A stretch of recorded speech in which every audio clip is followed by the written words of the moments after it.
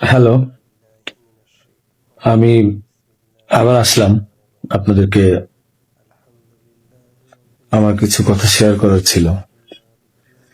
আমি ফেসবুকে ভিডিও দেওয়ার পর দেখলাম যে অনেকেই অনেক প্রশ্ন করছেন, নানা ধরনের মন্তব্য করছেন, আমার কথা হয়তো বিশ্বাস করছেন না। আর অনেকের একটা প্রশ্ন ছিল যে আসলে আমি দেশে আছি বা আসলে দুবাই যাইনি। আমি একটু খুলেই বলি, কারণ এই 15-20 দিন পরে যেহেতু আমি বলছি, আমি দুবাইতেই, দুবাইয়ের শারজাতে আছি।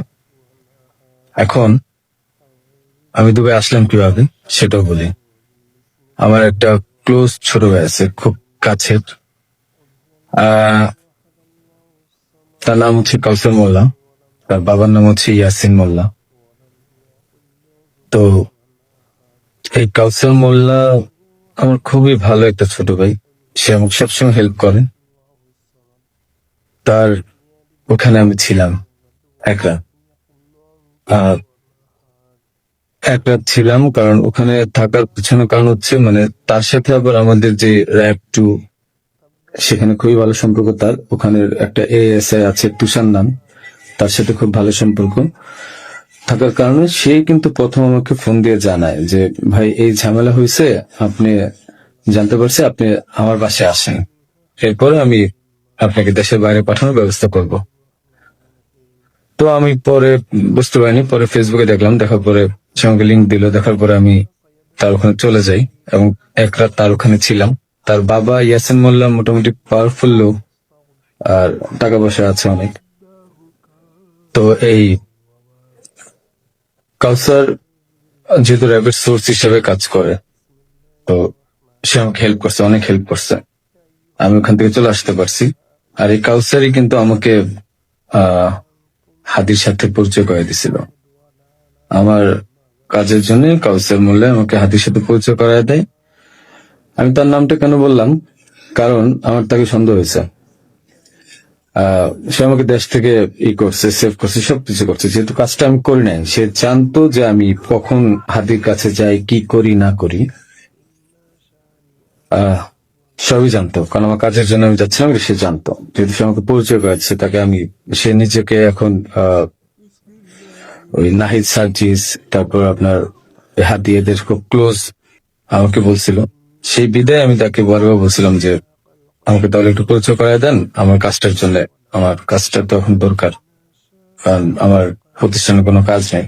তো সে আমাকে পরিচয় করা দেয়, কিন্তু যখন সে, আমি জানি না, ওখান থেকে চলে আসার পর, বিদায় নিয়ে চলে আসার পর হাদি গুলি খাইছে এবং সে আমাকে আশ্রয় দিছে এবং সে আমাকে সেফ এক্সিট করে দিছে, আর সে র্যাবের সোর্স হিসেবে কাজ করছে। যখন এগুলো আমি মিলাইলাম, তখন আমার কাছে মনে হলো যে সে অনেক কিছু জানে। তাই আমি তার কথাই বললাম যে আপনারা একটু, আমি বাংলাদেশের পুলিশ প্রশাসনকে বলবো যে আপনারা একটু কাউসার মোল্লা আর তার বাবা ইয়াসিন মোল্লা, এই দুজনকে একটু জিজ্ঞাসাবাদ করবেন যে আসলে মূল ঘটনা কোথায়, আমাকে কেন, আমার আমার মনে হচ্ছে তারা আমাকে ফাঁসিয়েছে। তো এটা গেল, তাদের সাথে জড়িত র্যাবের সোর্স হিসেবে সে কাজ করে, তাদের সাথে জড়িত র্যাব টু এর তুষার নামে একজন এসআই আছে, আপনার তাকেও জিজ্ঞাসাবাদ করবেন। এখন আমি আরেকটা কথায় আসি। আপনারা বলছেন যে আমি কেন দেশ ছেড়ে চলে গেলাম। আরে ভাই, আমি তো মানুষ, আমি ব্যবসা করে খাওয়া ছেলে। দিন শেষে দেখা যাবে যে আমি দেশে থাকবো, আপনারা আমাকে মব করবেন। তো যেহেতু মবের যুগ চলতেছে এখন, 5ই আগস্টের পর থেকে আপনারা মবের একটা যুগ নিয়ে আসছেন, তো আমি কিভাবে মানে দেশ না ছেড়ে আসি? আর আমাকে তো কালচারই বলছে যে আপনি দেশ ছেড়ে চলে যান, আপনি দেশে থাকলে অনেক ঝামেলা হবে। তো আমি দেশ ছেড়ে চলে আসছি। আহ পরবর্তী জানতে পারছি এই কাউসার র্যাবের সবার সাথে ঘুরে ঘুরে মানে মোটামুটি র্যাবকে ব্যস্ত রাখছে এবং আমার ফ্যামিলিকে সেই মোটামুটি ইনফরমেশন গুলা দিচ্ছে। তো আমি বারবার বলছি যে আপনার কাউসারকে ধরেন, আমি শিওর এই আমাকে ফাঁসানোর পিছনে অনেক বড় হাত আছে এবং সে জানে যে কাজ কাদের। যেহেতু তার ব্যাকগ্রাউন্ড, আমার ছোট ভাই, ভালো সম্পর্ক ছিল, তার ব্যাকগ্রাউন্ড কিন্তু ভালো ছিল না। একটা ভিডিও আমি শেয়ার করব, সে কিছুক্ষণ পরে আহ, তারা তো আসছিল, এই ভিডিওটা আমি শেয়ার করবো। এটা আহ, আমাকে একজন পাঠাইছে। ওকে, আচ্ছা, এখন আরেকটা প্রশ্ন আপনাদের উত্তর দিই। আহ, আমি প্রশ্নগুলো নোট করছি, একটু একটা মিনিট। আচ্ছা, আমার ব্যাংকের যে ট্রানজেকশন, হ্যাঁ, আমার ব্যাংকের যে ট্রানজেকশন আমি বলি, আমি সরকারি কাজ যেহেতু করি, আমার ব্যাংকের ট্রানজেকশন প্রতি বছর যে টার্ন ওভার, এই প্রতিটা টার্ন ওভারের ভ্যাট ট্যাক্স দেওয়া। ভ্যাট ট্যাক্স দেওয়া আমি প্রুফ দেখাই আপনাদেরকে।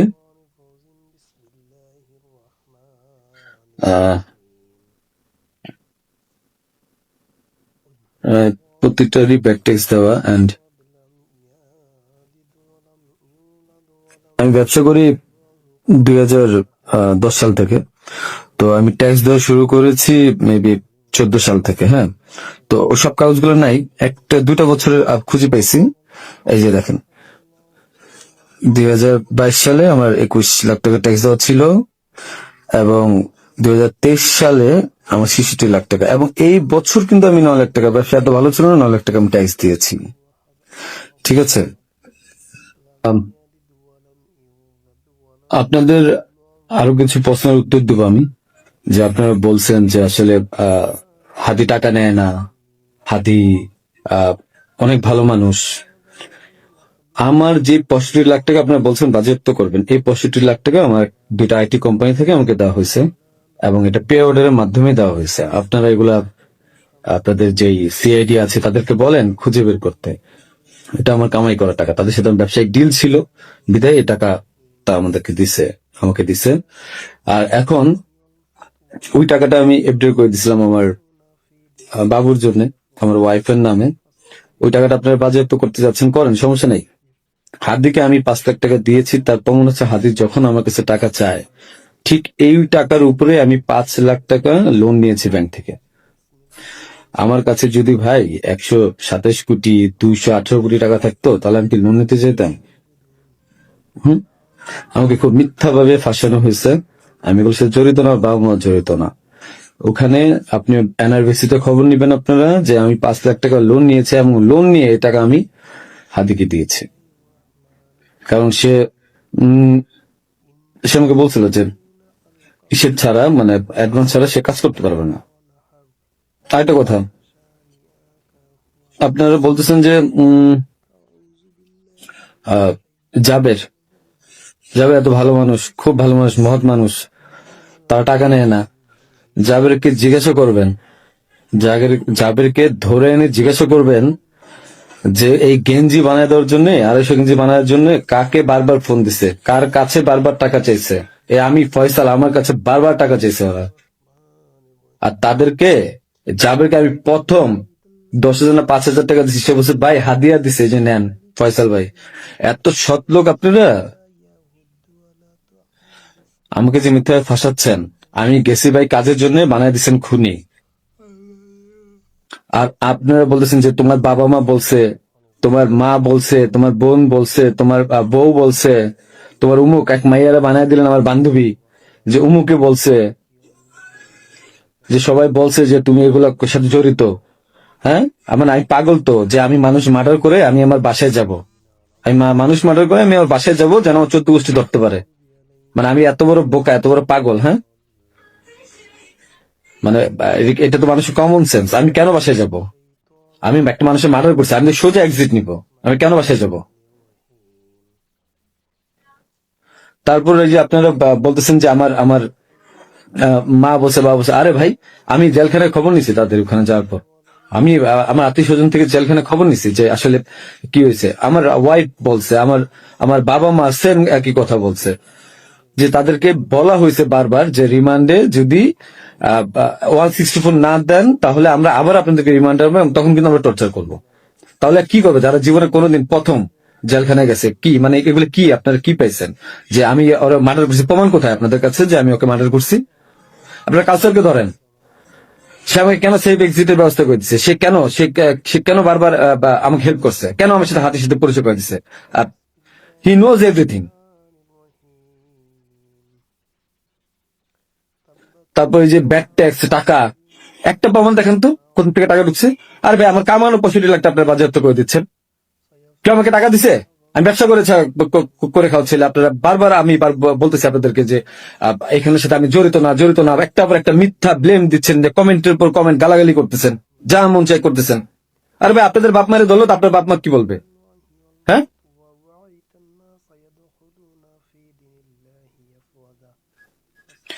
যে আপনাকে জিজ্ঞাসা করেন যে গেঞ্জি কার কাছ থেকে বাঁধিয়েছে, পতাকা কার কাছ থেকে বাঁধতে চাইছে, জিজ্ঞাসা করেন। এই খুনির বিচার হবে। আমাকে ফাঁসানোর চেষ্টা করছেন, করেন, কি করবেন? শাস্তি দিবেন, দেন। আমার বাপ মাকে তারা তো কিছু করে নাই। হ্যাঁ, পুলিশ সব জানে। কোয়া থেকে পিস্তল উদ্ধার করছেন, আমার শ্যালককে ফাঁসায় নিয়ে গিয়ে কোথা থেকে পিস্তল উদ্ধার করে নিয়ে আসছে না? যা মন চায় দেওয়া, পুকুর থেকে পিস্তল উদ্ধার করে নিয়ে আসছে, মানে এগুলা কি ফাইজলামি? হ্যাঁ, আমার বোনের বাসায় পিস্তল পাইছেন, গুলি পাইছেন, এই গুলি পিস্তল আপনারা বলতেছেন বারবার যে তার বাসায় চিপাপ। আরে ভাই ওই জায়গার মধ্যে মোবাইল ফালাই দিছিল, ওই জায়গায় আমার মোবাইল ফালাইছে, ওই মোবাইল আনতে গেছে, ওইটা বানাইছে গুলি পিস্তলের জায়গা না? বাসা থেকে কারোর কাছ থেকে পাইছেন? কারো বডি রিকভারি পাইছেন আপনারা?